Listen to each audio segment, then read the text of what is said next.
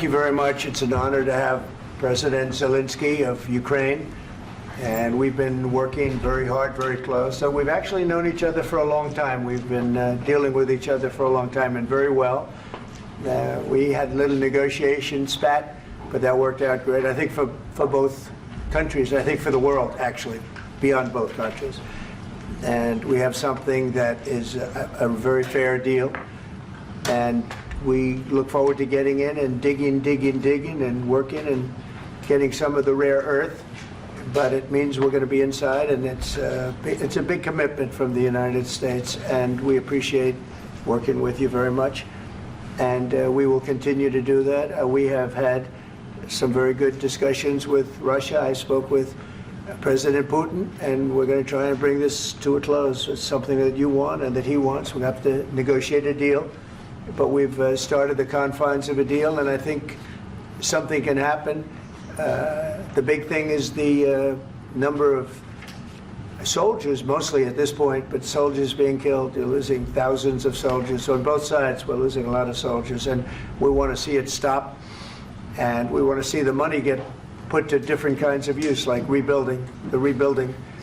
And we're going to be working very hard. But we've had a lot of very good conversations. I will say until we came along, the Biden administration didn't speak to Russia whatsoever. They didn't speak to anybody. They just allowed this to continue. And I will say that, I'll say in front of you, you've heard me say it 1,000 times, if I were president, this war would have never happened. We would have had a deal negotiated for you without having to go through what you've gone through. But your soldiers have been unbelievably brave. We've given them great equipment, but somebody has to use the equipment. They've been unbelievably brave, and we give them great credit. This was supposed to be over very quickly, and here we are 3 years later. So I give tremendous credit to your generals and your soldiers and yourself in the sense that it's been very hard fighting, very tough fighting. They're great fighters. And you have to be very proud of them from that standpoint. But now we want to get it over with. It's enough, right? We want to get it over with. So it's an honor to have you here. Thank you very much for coming. We're going to sign the agreement at the conference in the East Room in a little while, right after lunch. And we'll be having lunch together. We're also discussing some other things. And we appreciate everybody being here. It's somewhat of an exciting moment, but the really exciting moment is when they stop the shooting and we end up with a deal. And I think we're fairly close to getting that, and an honor to have you. And please, I'd like to say something. Yeah, thank you so much, Mr. President. Thank you for the invitation. And really, I hope that this first document, will be a first step to real security guarantees for Ukraine, our people, our children. I really count on it. And of course, we count that America will not stop support. Really, for us, it's very important to support and to continue it. I want to discuss it with details further during our conversation, and of course, the infrastructure or security guarantees. Because for today, I understand what Europe is ready to do. And of course, I want to discuss with you what the United States will be ready to do. And I really count on your strong position to stop Putin. And you said that enough with the war. I think that is very important, Ben, to say these words to Putin at the very beginning of war, because he is a killer and terrorist. But I hope that together we can stop him. But for us, it's very important to, to save our country, our values, our freedom and democracy, and of course, no compromises with the killer about our territories, but it will be later.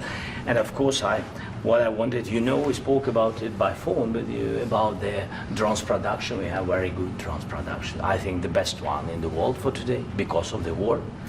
Yes, and of course, we need very much the air defense. You have the best air defense in the world, and really you helped us under attacks of Russians, and I want to speak how we can exchange the licenses. We're open to share the licenses of all our drones with you, of course, with the United States, and we need licenses for quick production of air defense. Even after the war, we need our nation to be calm, that we are secure. So that's why we need this air shield. And of course, about this I want to speak about the contingents. I think that France and UK already spoke to you, and we know that Europe is ready, but without the United States, they will not be ready to be as strong as we need. And the last point, last not least, about exchange, about our people and children. And you know that these crazy Russians, that they stolen 20,000 of children, Ukrainian children. They changed their names, they changed their families, relatives, and now they're in Russia. We want to bring them back, and really, it's a big dream, task, and goal for me, and our warriors. By the way, Mr. President, we released more than 4,000 warriors from Russian prison, but there are thousands more in the prison. I wanted to share with you some images. How it's can I now? Yeah, please.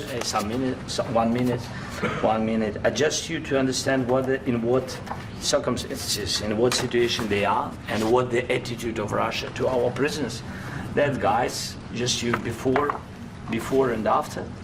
And you see before and after, just you to understand. Now thousands of such guys, ladies and men, there, and that, so they don't eat, they beat them, and they do a lot of bad things. So out of, even during the war, there are rules. Everybody knows there are rules during the war. So these guys, they don't have any rules. You see that 50, 60 kilograms left, and a lot of such things. And I didn't want to show you what the changes with images of children, because I will share with you. And I mean, it's looking tragically. Yep, that's tough stuff. I wanted very much to give you, and you see it. Yeah. This is pastor, by the way. They stolen pastors because it's not Russian church. They stolen pastors and moved pastors to the prison.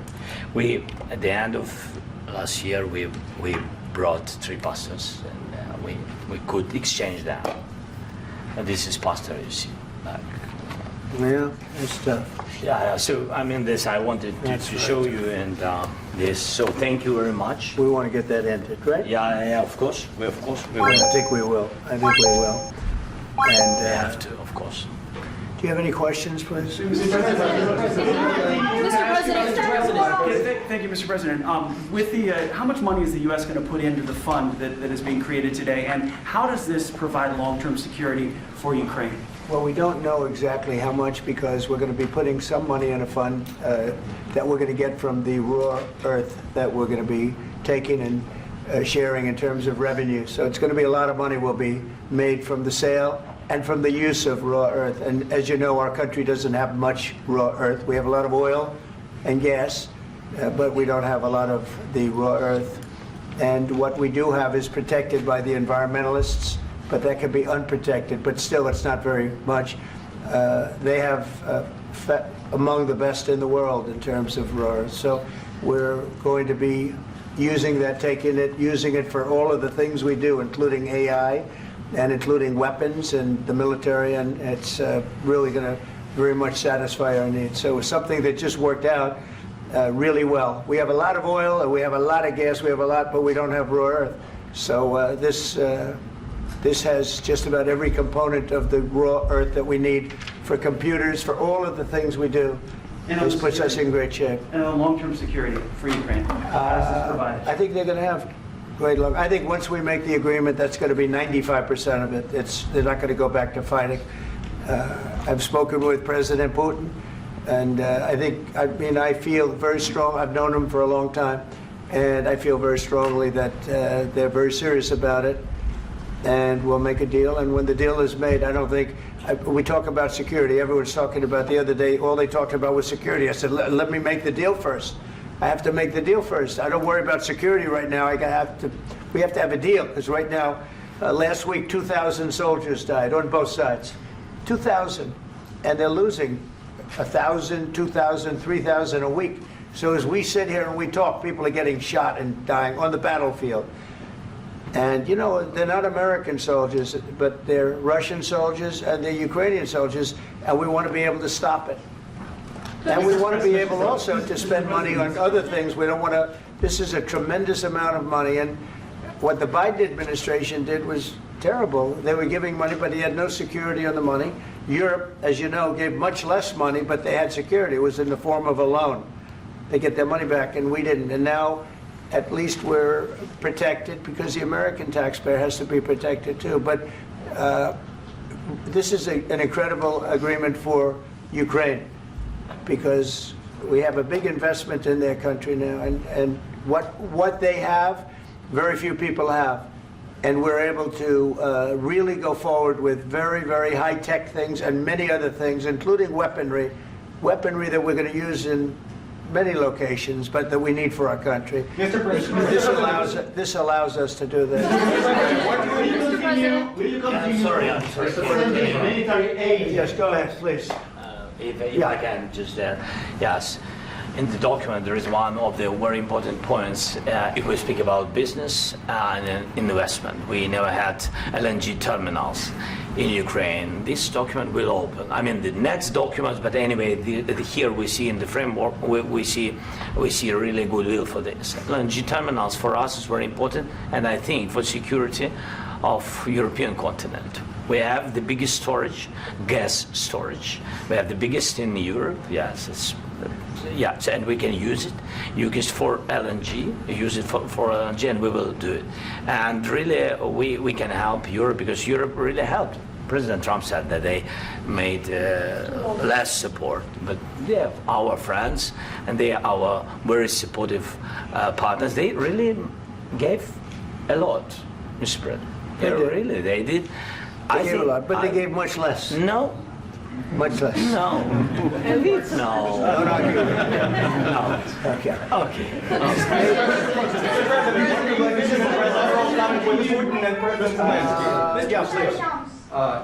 Mr. President Trump, you have repeatedly called the deal with Ukraine as a historical one.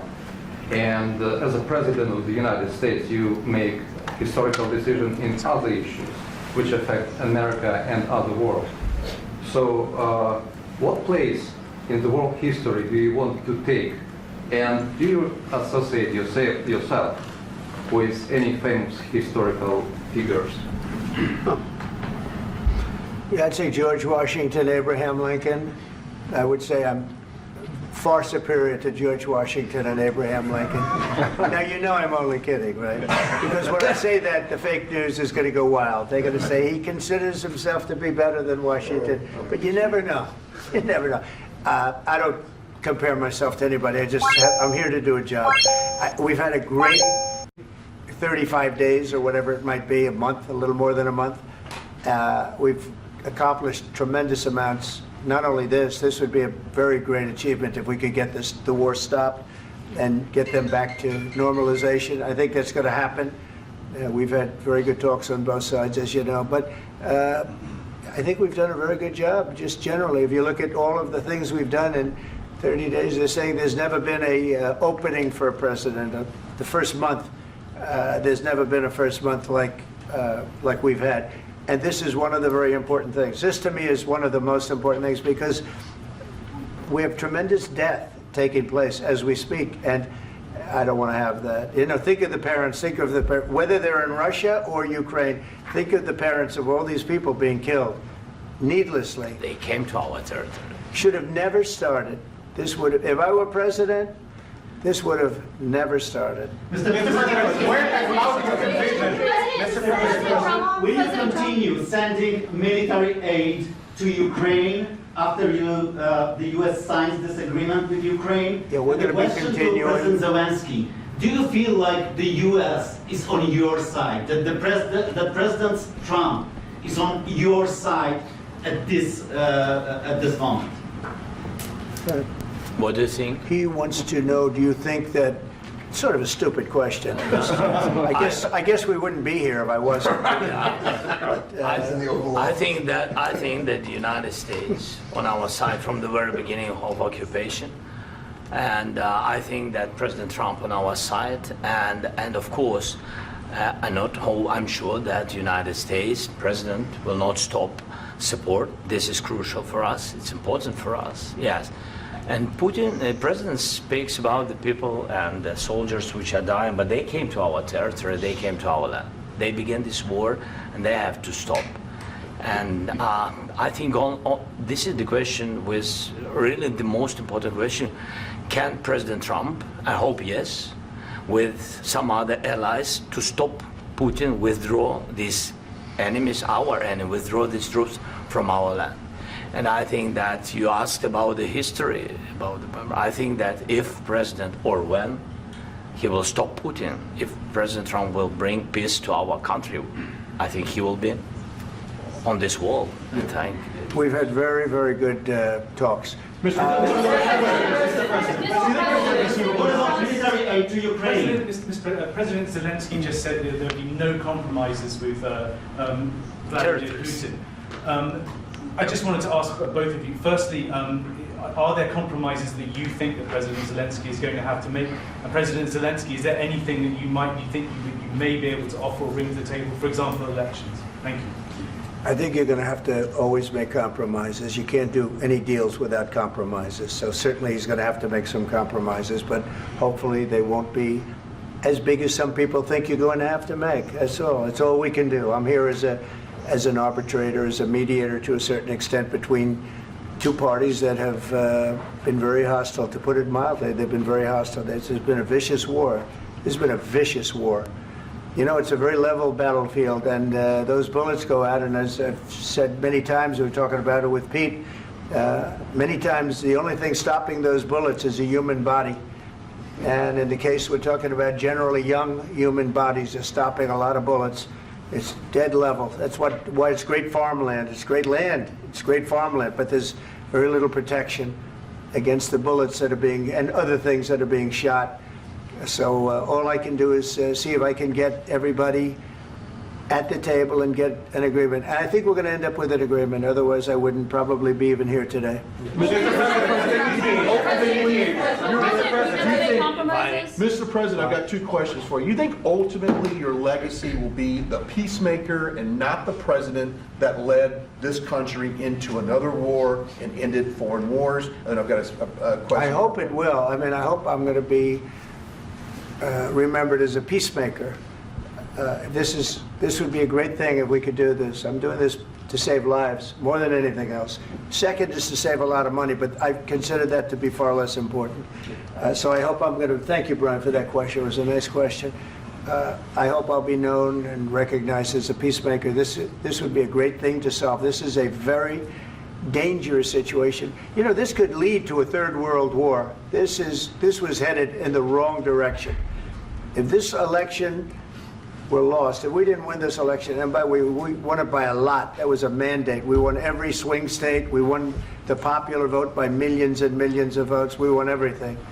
The districts, you look at the areas of red, take a look at a map. This was a big mandate, and this was one of the things. I said, we're going to get this thing settled. If we didn't win, I think this could have very well ended up in a third world war, and that would not have been a good situation. What was your second question? And my second question for President Zelensky, why don't you wear a suit? You're at the highest, why don't you wear a suit? You're at the highest level in this country's office, and you refuse to wear a suit. Just want to see if do you own a suit? Yeah, problems. A lot of Americans have problems with you not respecting the dignity of this office. I will wear a costume after this war will finish. Okay. Yes, maybe one. Maybe something like this. Something like yours. Yes. That'd be great. Maybe something better. I don't know. Yeah. We will see. Maybe something cheaper than Thank you. Thank you. President Trump. Thank you, President Trump. You said yesterday that you have. Are you going to send more arms to Ukraine in case there's no peace? Yeah, we're going to have arms to Ukraine, yeah, sure. Hopefully I won't have to send very much, because hopefully we're going to have it finished. We're looking forward to finishing this quickly. We're not looking forward to sending a lot of arms. We're looking forward to getting the war finished so we can do other things. But we very much appreciate the agreement, because we needed what they had, and we're treating, you know, our country is now treated fairly. Biden didn't do that. He didn't know what the hell he was doing. This should have never happened. This should have never started. But sure, the answer is yes, but hopefully we won't have to send much because I'm looking forward to getting it done quickly, very quickly. Does that mean you'll provide security guarantees, Mr. President? I don't want to talk about security yet because I want to get the deal done. You fall into the same trap like everybody else. 1,000,000 times you say it over and over. I want to get the deal done. Security is so easy. That's about 2% of the problem. I'm not worried about security. I'm worried about getting the deal done. The security is the easy part. Security is very nice. Everybody stopped shooting. And now will Europe put people there? I know France is going to. I know the UK is going to. I know other countries are going to, and they happen to be right next door. We haven't committed, but we could conceivably. We have security in a different form. We'll have workers there digging, taking the raw earth so that we can create a lot of great product in this country. So in that sense, you have something, but we haven't determined that yet. I will say, in speaking to France and in speaking to, and they were here, as you know, last week and just the other day, they have committed to a lot of security. I don't think you're going to need much security. I think once this deal gets done, it's over. Russia's not going to want to go back, and nobody's going to want to go back. When this deal ends, I really believe this deal is going to be over. Question? Yeah, please go ahead. Thank you. Go ahead. Thank you, sir. Mr. President, thank you. You had President Macron and Keir Starmer at the White House this past week, both of whom praised your courage and conviction to lead the pathway towards peace. Yes. Part of that involved, though, re-engaging Russia in diplomatic relations, something that previous leaders lacked the conviction to do so. What gave you the moral courage and conviction to step forward and lead that? Well, I love this guy. Who are you with? One American News, sir. Well, that's why I like him. One American News does a great job. I like the question. I think it's a very good question. It's a pathway to peace. It's a pathway to getting something solved.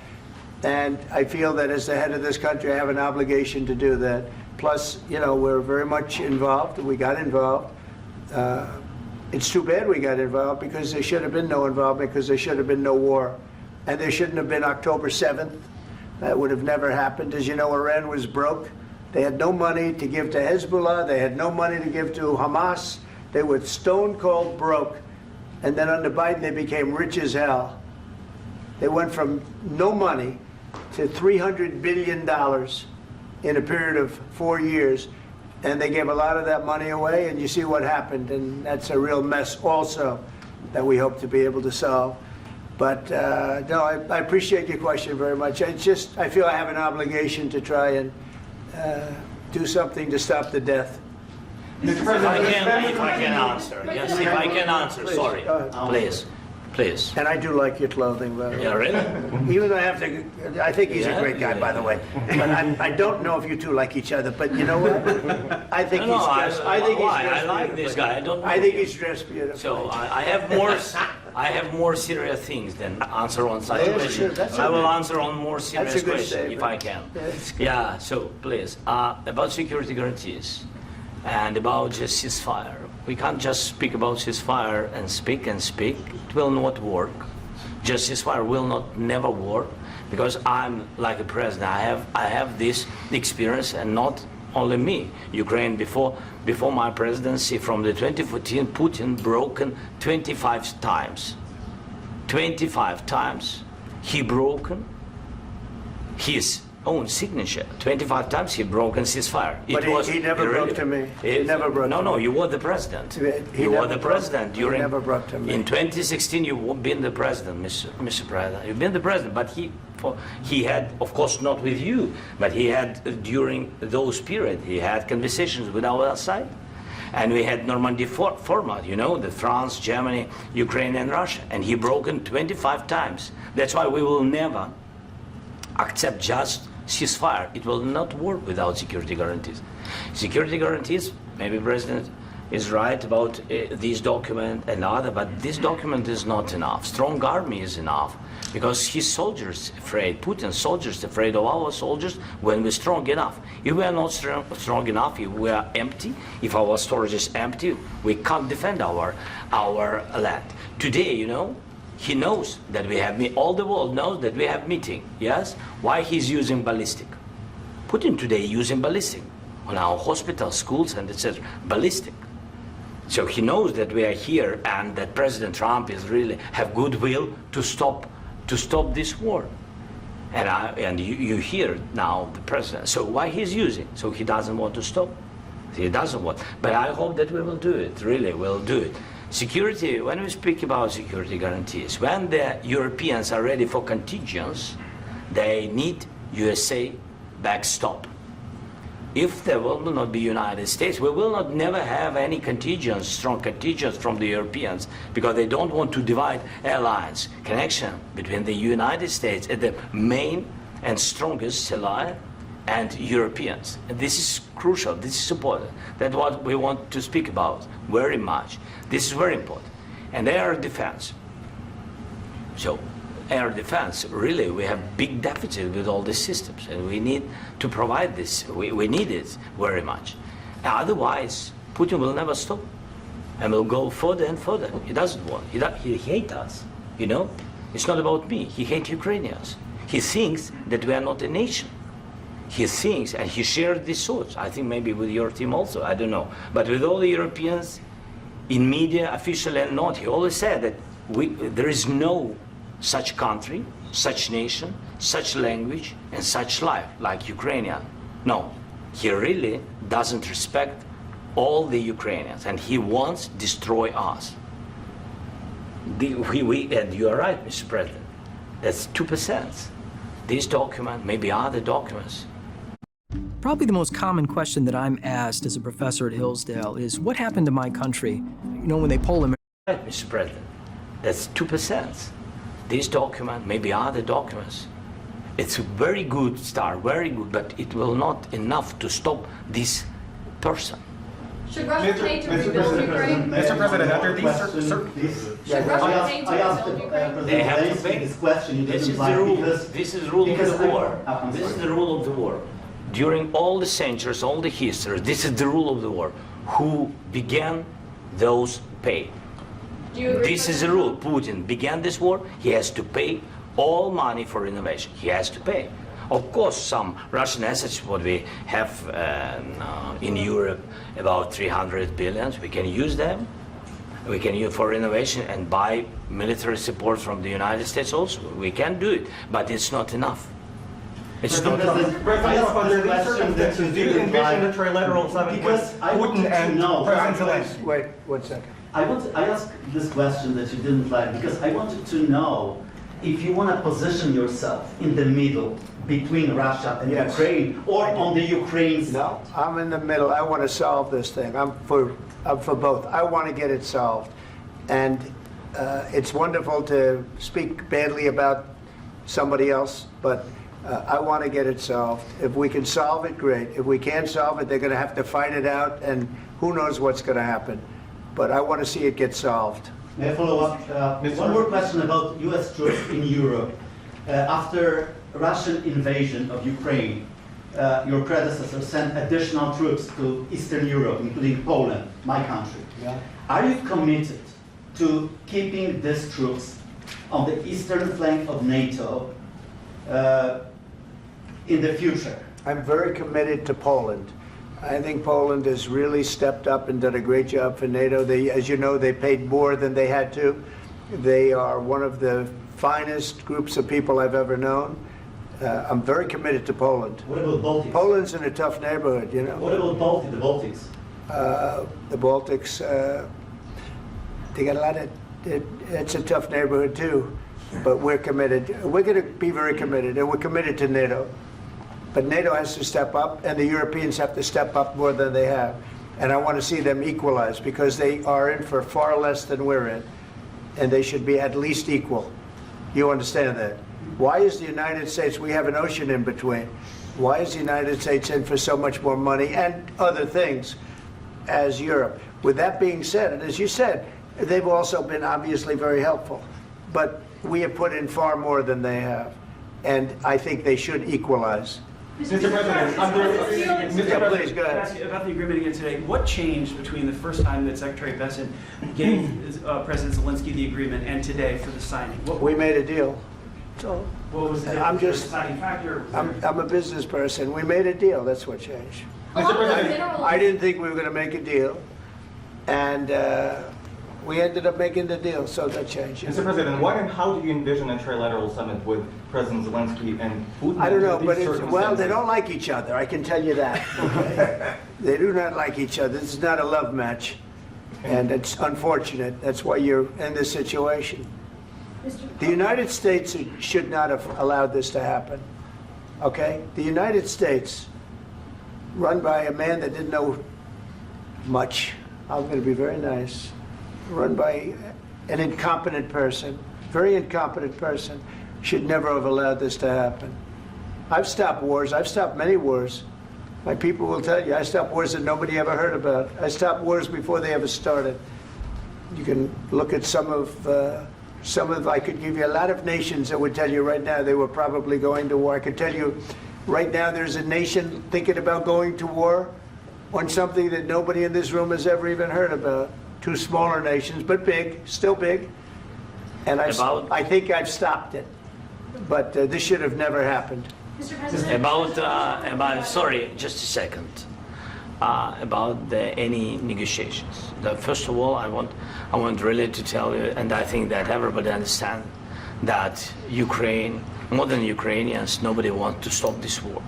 But at the future, any negotiations, it's understandable that two sides of the war, not Russia and the United States, because this is not the war between Russia and the United States. This is war of Russia against Ukraine and Ukrainian people. So these two sides will be at the anyway will be at the negotiation table. Then of course United States, like the strongest partner of the Ukraine, and of course Europe.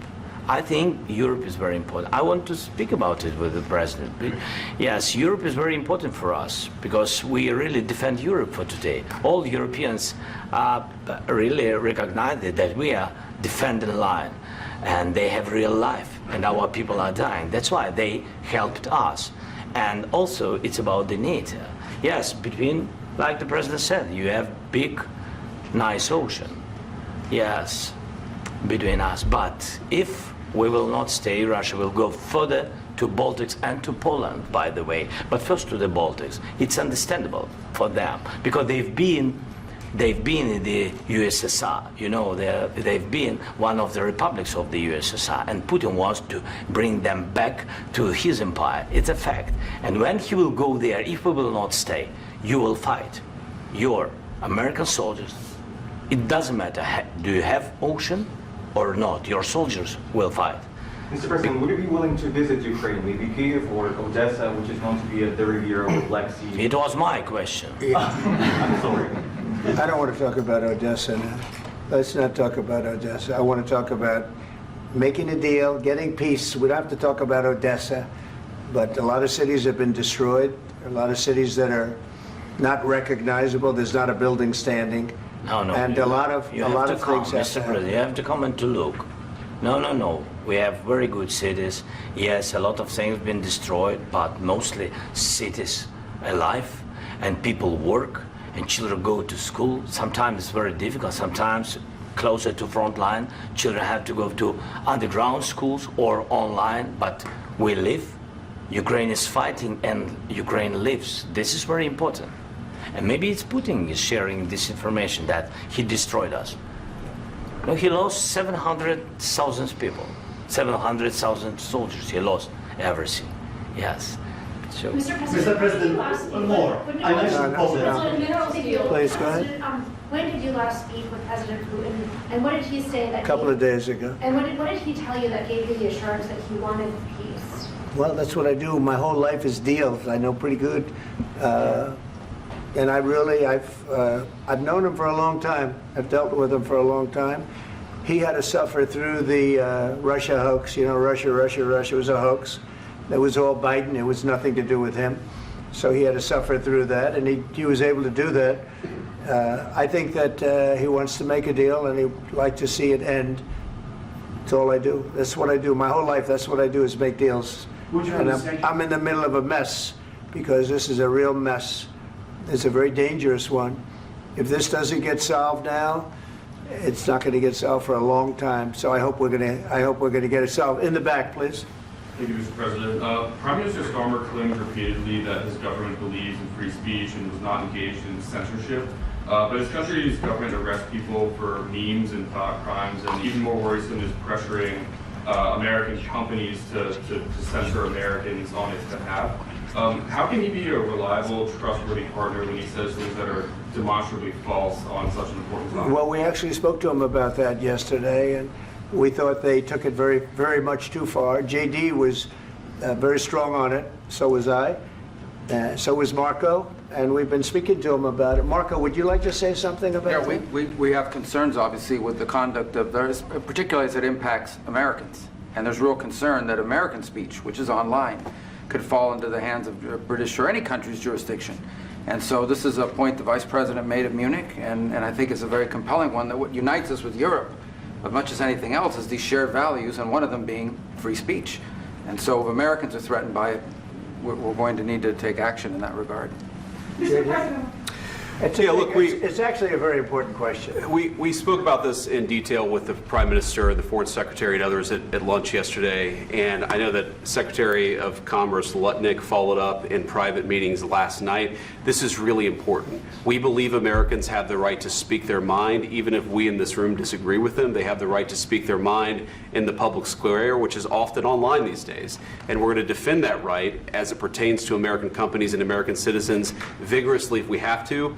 I do think that under the President's leadership, we're going to find common ground with our friends in the UK on this question, but it remains to be seen. The principle that will guide us is we believe in free speech in this country, and we'll fight for it for American citizens.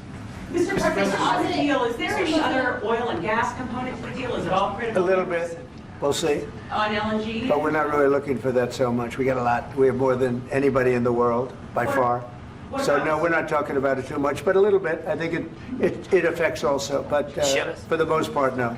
And sir, is there any agreement from Ukraine to purchase U.S. LNG as part of the deal, or is that on the table at all? No, we don't need that. Mr. President, I just wanted to ask you about, you just mentioned that you'd spoken to Vladimir Putin a couple of days ago. Just to be clear, that's a new call, not the one that you... I've spoken to him on numerous occasions. Okay. And how was the latest call?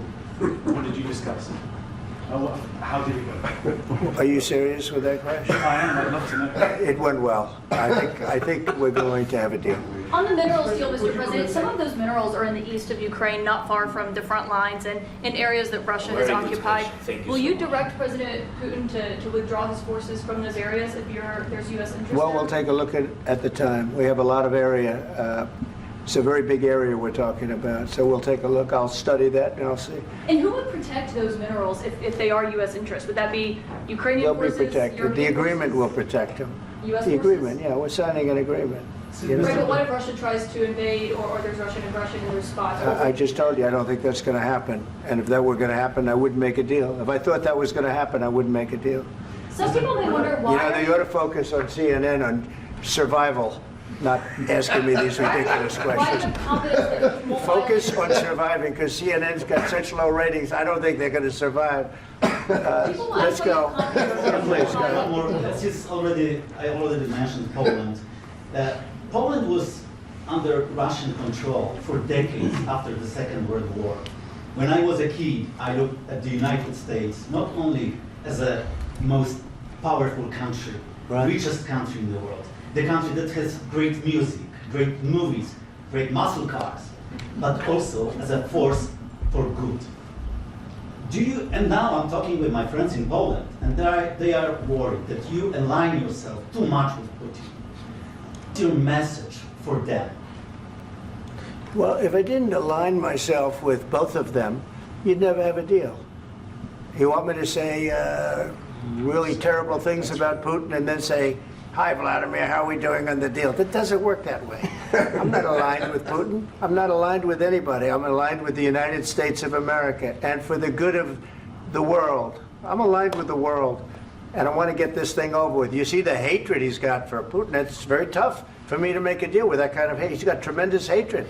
And I understand that, but I can tell you the other side isn't exactly in love with, him either. So it's not a question of alignment. I'm aligned with the world. I want to get the thing set. I'm aligned with Europe. I want to see if we can get this thing done. You want me to be tough? I could be tougher than any human being you've ever seen. I'd be so tough. But you're never going to get a deal that way, so that's the way it goes. All right, one more question. Hey, I want to respond to this. So look, for 4 years in the United States of America, we had a president who stood up at press conferences and talked tough about Vladimir Putin, and then Putin invaded Ukraine and destroyed a significant chunk of the country. The path to peace and the path to prosperity is maybe engaging in diplomacy. We tried the pathway of Joe Biden of thumping our chest and pretending that the President of the United States' words mattered more than the President of the United States' actions. What makes America a good country is America engaging in diplomacy. That's what President Trump is doing. Can I ask you? Sure. Yeah? Yeah. Okay. So he occupied our parts, big parts of Ukraine, part of East and Crimea. So he occupied it on 2014. So during a lot of years, so I'm not speaking about just Biden, but those time was Obama, then President Obama, then President Trump, then President Biden, now President Trump, and God bless, now President Trump will stop him. But during 2014, nobody stopped him. He just occupied and took. He killed people. You know what the contact line? 2015.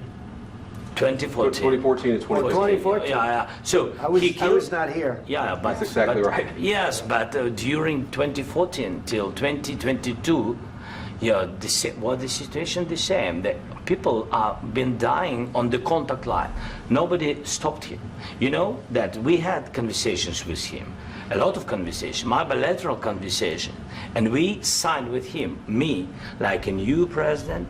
In 2019, I signed with him the deal. I signed with him, Macron and Merkel, we signed ceasefire. Ceasefire. All of them told me that he will never go. We signed with him with gas contract. Gas contract.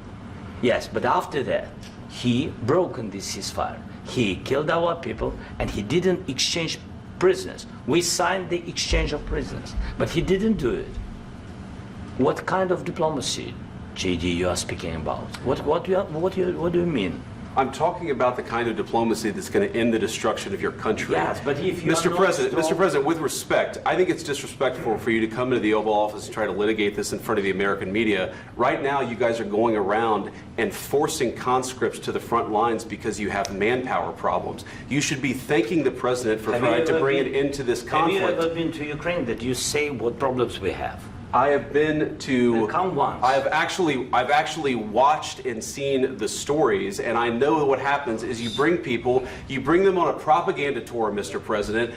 Do you disagree that you've had problems bringing people into your military? We have problems. And do you think that it's I respectful will answer. to come to the Oval Office I of will the United answer. States of America and attack the administration that is trying to prevent the destruction of your country? A lot of questions. Let's start from the beginning. Sure. First of all, during the war, everybody has problems. Even you, but you have nice ocean and don't feel now, but you will feel it in the future.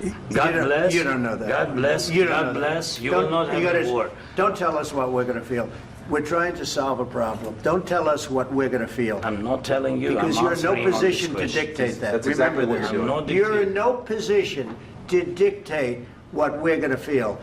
You We're will- going to feel very you will good. feel influenced. We're going to feel I'm- very I'm good and telling very you, strong. You will feel influence. You're right now not in a very good position. You've allowed From the yourself very- to be in a from very the very bad position, beginning and he of the happens war. to be right about From the it. very beginning of the war. You're not Mr. in a good Brown, position. I was have the cards right now. With us, you start having not playing cards. cards. But right now, you I'm don't. very You're playing serious, cards. Mr. President. You're I'm playing very cards. serious. You're I'm gambling the with the president lives in of war. millions of people. You think- You're gambling with World War III. what you're You're speaking gambling about? with What you're World speaking War about? III. And Me? what you're doing is very disrespectful to the country, this country. I'm That's with all backed respect to you your far country. more than a lot of people said very they respect. should have. Have you said thank you once? This A lot entire of meeting? times. No, in this Even entire meeting, today. have you said thank Even you? today. You went to Pennsylvania and campaigned for the opposition in October. Offer some words of appreciation for the United States what of are you speaking America about? and the president who's trying to save your country. Please, you think that if you will speak very loudly about the war, you He's can... not speaking loudly. He's not Yeah. speaking loudly. Your country's in big trouble. Can I Wait a answer? minute. No, Can you've I done a lot answer? of talking. Your country is in big trouble. I know. You're not I winning. know. You're not winning this. You have a damn good chance of we are coming out staying, okay because of Mr. us. President, we are staying in our country, staying strong from the very beginning of the war. We've been alone, and we are thankful. I said thanks You haven't in been this alone. cabinet, You and haven't not been only alone. in this cabinet. We gave you, through I this said stupid thank- president, $350 billion. You voted We gave for you your military president. equipment, You and you voted men for are your brave, president. but they had to use our military. What about West If people? you didn't have You our invited military me- equipment, you invited if me you to didn't speak- have our military equipment, this war would have been over in 2 weeks. In 3 okay? days, I heard it from Putin. In 3 days, this is something Maybe new. less. In 2 weeks, of course, yes. It's going to be a very hard thing to do business like this. Again, I tell you. just say thank you. I Accept- said a lot of accept times that there- thank you accept to that- American people. Accept that there are disagreements, and let's go litigate those disagreements rather than trying to fight it out in the American media when you're wrong. We know that you're wrong. But you see, I think it's good for the American people to see what's going on. I understand, sir. I think it's I very understand. important. That's why I kept this going so long. You have to be thankful. You don't have the I'm cards. thankful. You're buried there. Your people are dying. tell you You're again, running I low know. on soldiers. Don't- Listen, don't please, you're running Mr. low President. on soldiers. It would be a damn good thing. Mr. And then President. then you tell us, I don't want a ceasefire. I don't want a ceasefire. I want to go and I want this. Look, if you could get a ceasefire right now, I tell you, you take it so the bullets stop flying and your men stop getting killed. Of course, we want to stop the war. But you're I saying said- you don't want a ceasefire. But I said to you, I want a with ceasefire. guarantees. Because you'll get a ceasefire faster than an agreement. Ask our people about ceasefire, what they think. That wasn't it doesn't with matter me. for you what That what wasn't this with me. means. It That was wasn't with you. a guy named Biden who was not a smart person. This That is was your, with, this that was is with your Obama. president. It was your president. Excuse me. That was with Obama, who gave you sheets, and I gave you javelins. Yes. I gave you the javelins to take out all those tanks. Obama gave you sheets. In fact, the statement is Obama gave sheets and Trump gave javelins. You got to be more thankful, because let me tell you, you don't have the cards. With us, you have the cards. But without us, you don't have any cards. One more question to Mr. Vice President. I'm sorry. It's going to be a tough deal to make, Um, because the attitudes have to change. What if Russia breaks ceasefire? What if Russia breaks peace talks? What do you do then? I understand that it's a heated conversation right now. What are you but saying? what She's if asking, what if if Russia Putin breaks the breaks ceasefire? What if anything? What if a bomb drops on your head right now? But they have Okay? broken ceasefire What if they broke it?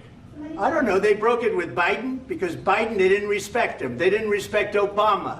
They respect me.